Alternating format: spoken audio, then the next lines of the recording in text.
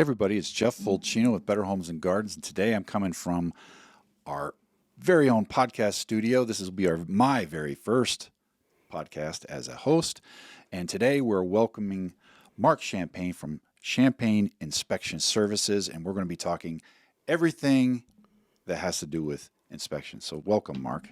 Thanks, Jeff. It's good to be here. So I know, being a realtor, how important a home inspection is.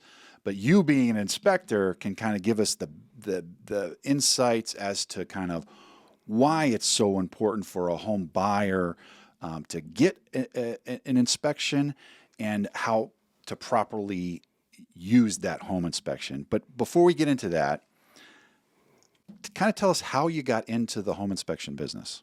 Sure. It's a great question, and I had a previous career before I got into home inspection for about 20 to 25 years, and that started to get a little stale.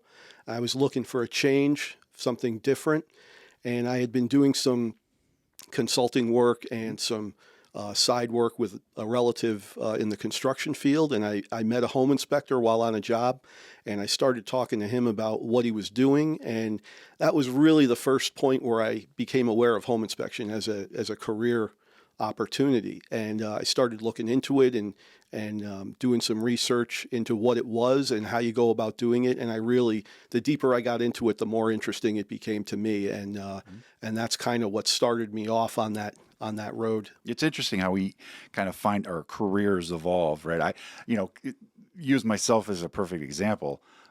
I came through the world of professional athletics and baseball, and here I am sitting here today hosting a podcast and a realtor. So I completely understand. So as to a home inspector, I know we all have continuing education and licensings that we have to do as realtors. Can you kind of explain what a home inspector, how they become an inspector? Is there any licensing involved? Any kind of continuing education that's involved in you maintaining a license? Sure. Yeah, it's you are required in Connecticut to have a license. That differs across the country in different states. Some are licensed states, some are not. In the state of Connecticut, in order to get a license, you have to go through a process. The first part of that is going through a pre-certification process, and you can do that online. There's different online vehicles you can use to do that training. It's like a 2-week course, really, and then you have to take a test. You can also do it in person, and there is a school in Stamford that I took advantage of, the Connecticut School of Home Inspection in Stamford, Connecticut. And that met on weekends, and that took me several months to go through that process, but I was working at the time, and it really worked into that balance of being able to work, being able to do the study, and really learning it hands-on. So that was a great opportunity. Once I went through that, I could apply to the state for an intern permit, and then I found a company that I interned with for about 8 months, and I went through the process of performing 100 fee-paid inspections, and that's the requirement in order to get that license. And it's a lot, and it can take differing amounts of time. Sometimes, I happen to be working with someone who had a lot of work for me, so I could get through it relatively quickly, but it can take longer in other cases. But I think the most important thing is to take as much time as you need to get it done the way you need to and learn the way that you need to. Yeah. Once you go through that process of interning, you can apply to the state for a license, and then once you're licensed, you're off and running, and you can go from there. I would imagine that it would need to be a very stringent education process, just from the standpoint of how many components in a home that you're inspecting, how many things that can go wrong. Overall, in a house, you think of a house, or commercial buildings even. Mm-hmm. There's a lot of components that go into, that you have to look through or look at in your inspection. Absolutely, yeah. The training never ends with home inspection, and I assume it could be the same way with real estate when you're always learning how to do things and laws change and things like that. But we are constantly training. We're constantly educating ourselves. I was recently at a conference in Las Vegas for 5 days, and we were in the classroom for 3 days, and learning about different technical systems, learning about things to look for, changes in building codes and things like that. So absolutely, we're constantly learning and evolving. That's great. So I know for me, I've probably bought and sold hundreds of homes, but as a home inspector, I would imagine you inspect quite a bit more because you can get through, maybe more than one in a day. But how many homes would you say you've inspected over the course of your career? It's been 10 years, but if I go back and do the math, it's several thousand. I was doing, when I first started, I was doing roughly 300 to 350 a year. That's a lot. And that's doing, 2 a day for, almost 6 days a week. But So it's safe to say that you've kind of seen it and done it all when I've it seen, comes to home inspections. yeah, I've seen a lot, and it's interesting. And I've looked at homes that are, hundreds of years old, and I do inspections on homes that are brand new, and you always find something. There's always something there that, needs to be either adjusted or maintained. So It's a great point because I often advise the buyers and my clients that there's no such thing as a perfect home inspection, at least in my experience. I mean, or very rarely do you come across a house that won't have anything that would be what I would call wrong with the property, something that's not up to code or something like that. So I typically try to tell them, or set the expectation is when you get the report, there's going to be items on it. When you speak with your clients and buyers, what are some of the things that you educate them on as what they can expect in a home inspection? yeah, that's a great point. I think one of the biggest things as a home inspector, when I'm serving my client, the best thing I can do for them before the inspection is manage their expectations. I'm required to provide them with the standards for home inspection in the state of Connecticut, which explains what we do inspect and what we don't inspect. And a lot of people have an expectation that it's complete, and really we're inspecting accessible areas of the home. Accessible meaning if it's something we can get in front of and we can get our hands on it, we can see it, or if we can operate it through some sort of accessible control like a thermostat or a remote control, we can evaluate it. If it's something that's obscured by finished surfaces like walls, floors, and ceilings, we can't always evaluate in those areas. Although we do some testing with, like, say, outlet testers and things where we can get an idea of if there's an issue with branch wiring. We might need to call in a professional to do further evaluation to find out more about what might be going on if there is a condition there. And that's another part of it too, is that a big part of home inspection is making a recommendation. And oftentimes it may be a recommendation that you bring in a contractor to look at the chimney, maybe on the inside, or an electrician or a plumber.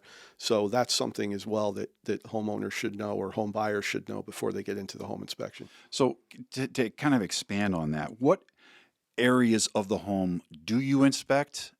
And, kind of walk us through your job as an inspector. And I always, when I'm educating a buyer, I want to make sure that they're present at the home inspection because it's like a learning process. You need to understand the workings of your home because for most buyers, buying a home is going to be the most expensive investment that they're going to make in a lifetime.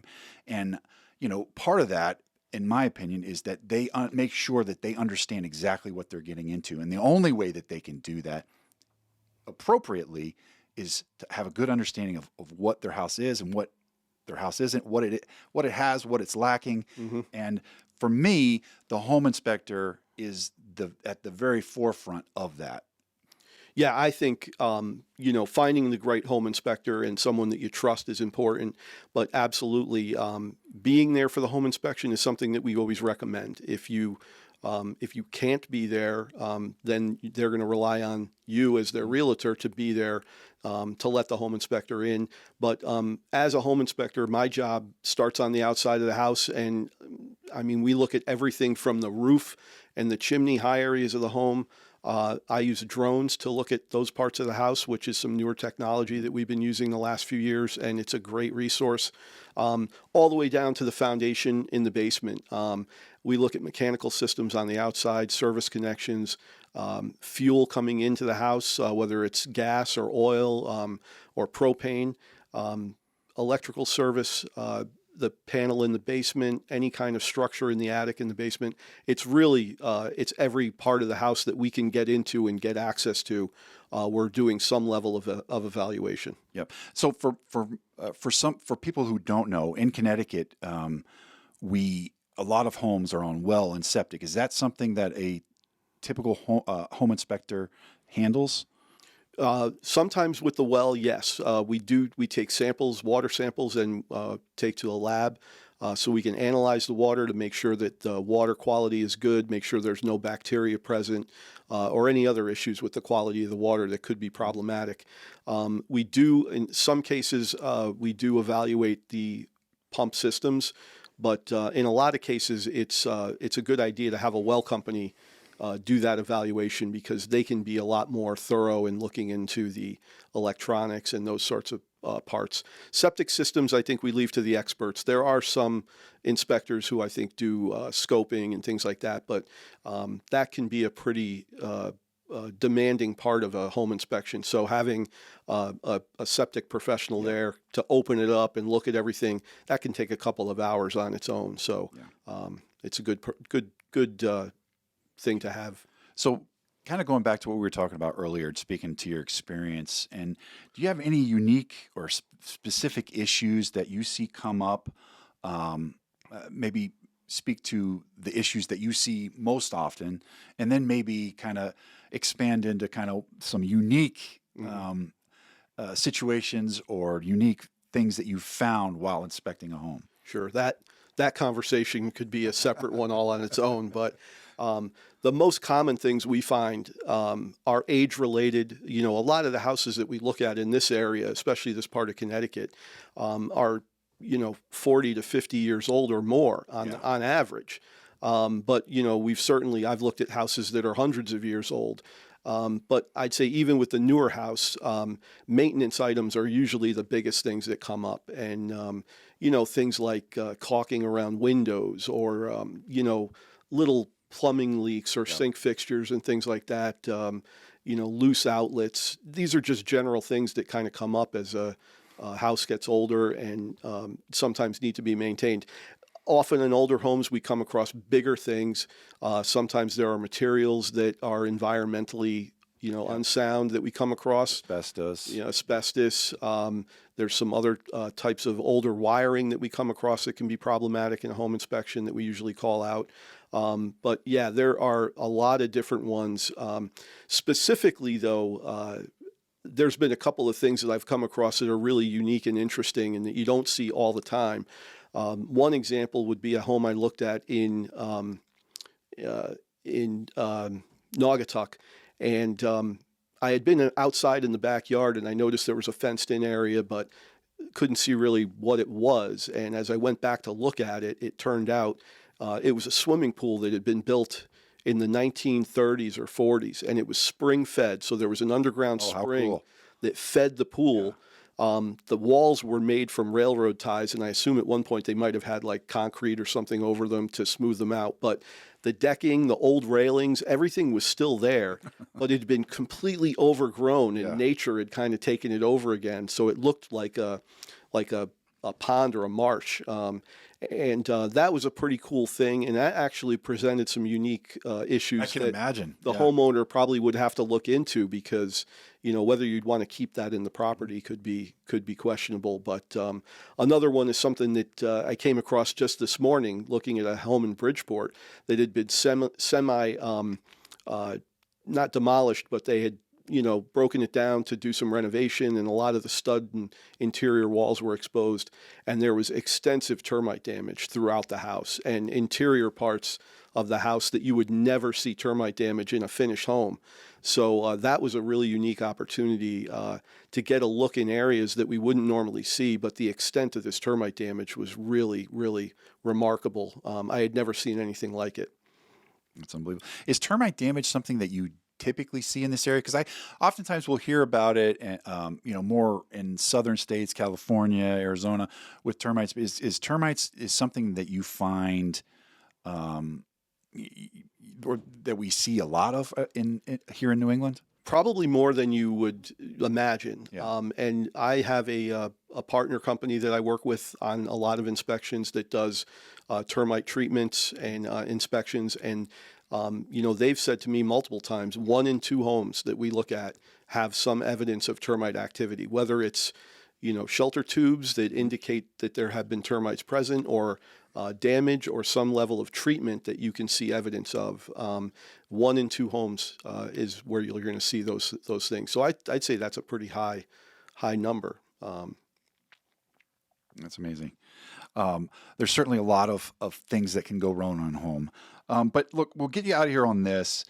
If you were speaking to a buyer, would you have any recommendations for someone who's preparing to buy a home and preparing for a home inspection? Yeah, I would absolutely recommend, if you were going to hire a home inspector, you hire an ASHI certified inspector.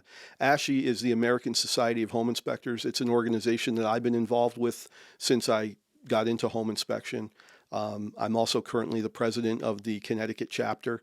ASHI inspectors are held to the highest standard of training and ethical standards as well. So that if you're hiring an ASHI certified inspector, you're going to be getting someone that is really reliable, well educated, and someone that you can trust. That would be one of the first things.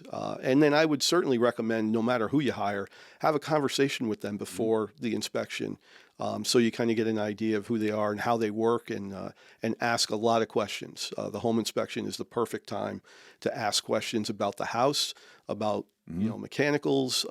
It might be a buyer's only chance to ask questions, right? Well, it could. With me personally, and you and I have worked together, I've worked with many of your clients. I am usually always available, and I've had clients call me up to a year after the inspection and say, hey, I just found this the other day, in a closet. Yeah. What is this? And they'll send me a picture of some weird pipe sticking out. And sometimes I can, give them an answer, and sometimes maybe we might need to, send them off to someone else to maybe find out more about it. But that's kind of how I handle it. Awesome. Well, Marc, we appreciate you being here. For you buyers out there who don't get a home inspection, you're missing out, because this might be the only and best chance for you to educate yourself before you make one of the biggest investments in your life. So we want to thank Marc for being here. I hope you guys learned a lot, and most importantly, buyers, get yourself a home inspection.